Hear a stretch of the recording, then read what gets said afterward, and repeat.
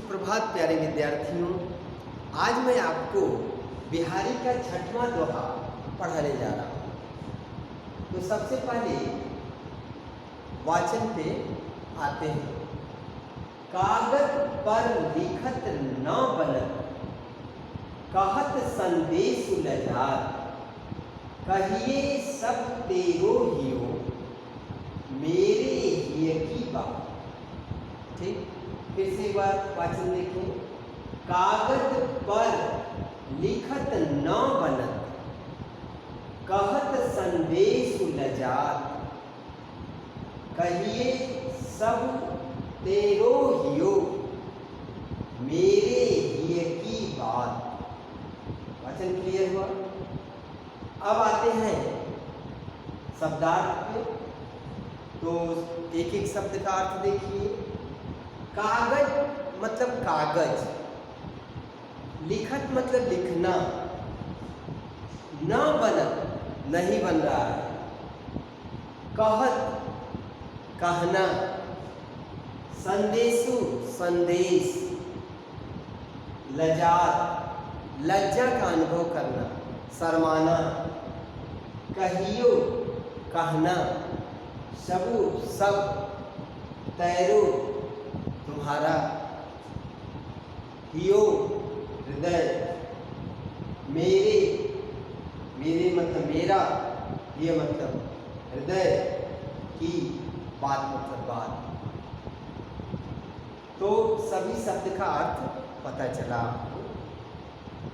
इसका प्रसंग, इसमें कवि एक नायिका की विरह की पीड़ा का वर्णन कर रहा है। इसमें कवि एक नायिका की विरह की पीड़ा का वर्णन कर रहा है। ठीक, कि उसे विरह से कितना पीड़ा हो रहा है। अब आते हैं हम इसके भावार्थ पर। तो देखिए, कागज पर लिखत न बनत। कवि कहते हैं कि नायिका नायक से कहती है कि कागज पर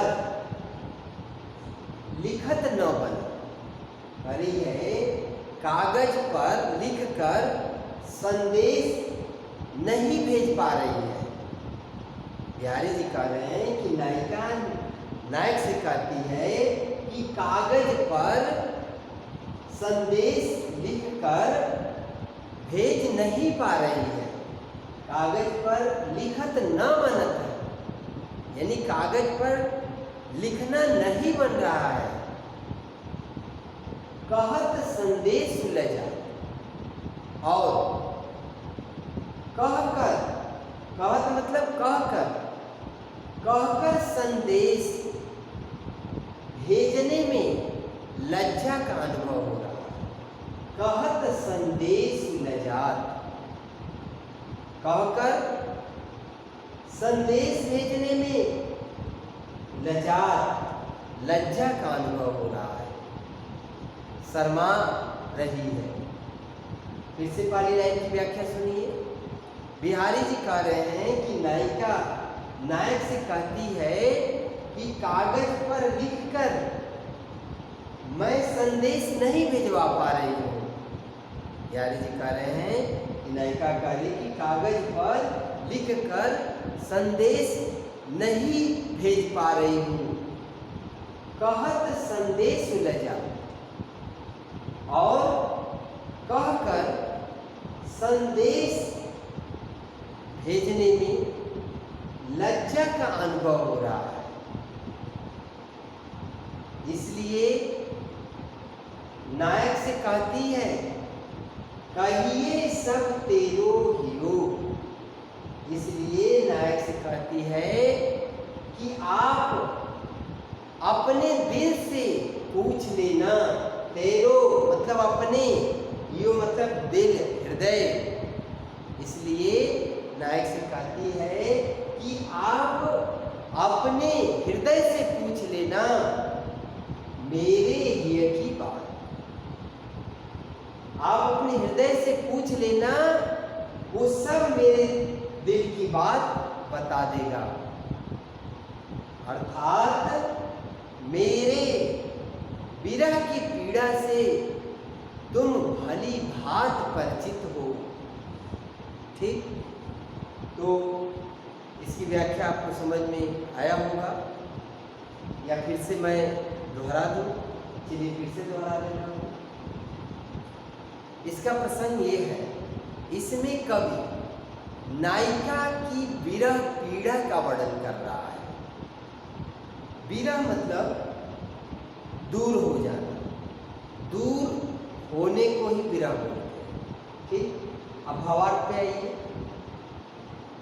कवि कहता है या कहते हैं कि नायिका नायक से कहती है, क्या कह रही? देखिए, कागज पर लिखत न बनत, करे कि कागज पर लिखकर संदेश भिजवाना नहीं हो पा रहा है, यानी कागज पर लिखते नहीं बन रहा है।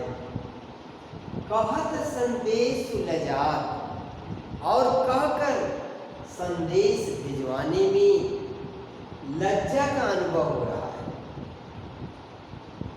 इसलिए वह नायक से कहती है, कहिए सब तेरो हियो। इसलिए वह नायक से कहती है कि आप अपने दिल से पूछ लेना, आप अपने हृदय से पूछ लेना, वह सब मेरे लिए की बात। आप अपने हृदय से पूछ लेना, वह सब मेरे हृदय की बात बता देगा। अर्थात आप मेरे विरह की पीड़ा से भली भांत परिचित हैं। इस तरह से नायिका अपनी बात नायक से कह रही है। अब हम आते हैं, इस दोहे में हमें क्या कुछ विशेष मिल रहा है।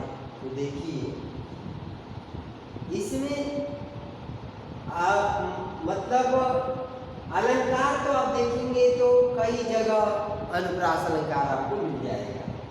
ठीक है, अब यहाँ देखिए, सब संदेश ऊपर नीचे है, ऊपर नीचे शब्द है, लेकिन फिर भी हम एक जगह उस शब्द को निकाल कर उसमें वर्णों की आवृत्ति दिखा करके अनुप्रास का प्रयोग लिख सकते हैं।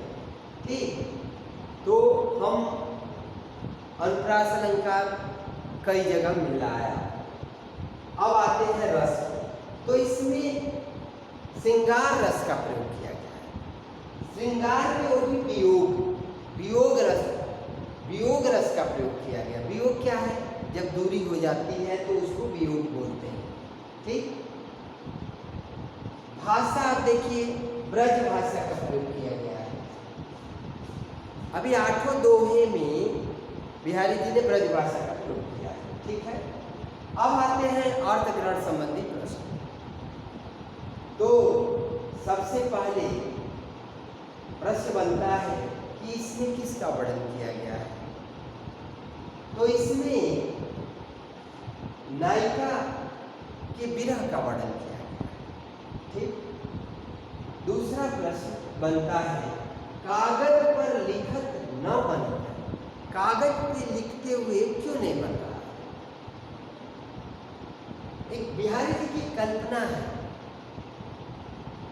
जहां तक मेरे संज्ञान में है, मैं आपको बता देना चाहता हूं कि कागज पर नायिका इसलिए नहीं लिख पा रही है कि उसके आंखों से इतने आंसू गिर रहे हैं कि पूरे कागज पे फैल जा रहा है, इसलिए वह लिख नहीं पा रही। ठीक, या पसीने गिर रहे, पसीने गिरने से स्याही जो है वो फैल जा रही है और उसे लिखने में दिक्कत हो रही है। ठीक है, तो मुझे आशा है कि इस दोहे का भावार्थ प्रसंग, उसमें आए हुए कठिन शब्द, अर्थग्रहण संबंधी प्रश्न, ये सब आपको समझ में आया होगा। तो अब मैं आपसे दूसरे वीडियो में मिलते हैं, तब तक के लिए धन्यवाद।